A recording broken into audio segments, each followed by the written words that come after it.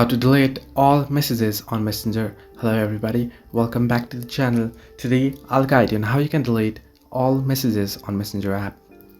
Now, it's quite simple and easy. Simply open up the Messenger app and you'll get an interface like this.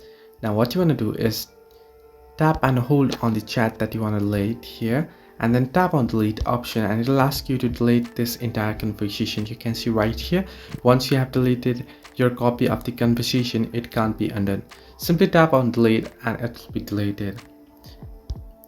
However, if you want to delete all your conversation history at once, there is no any way that you can do so. The only way is you'll have to randomly go one by one on every chat and then tap and hold and then tap on delete and delete it. This is the only way you can delete all chats on Messenger. Hope this helped you. Do like and subscribe, and do not forget to leave a comment down below if you have any further issues.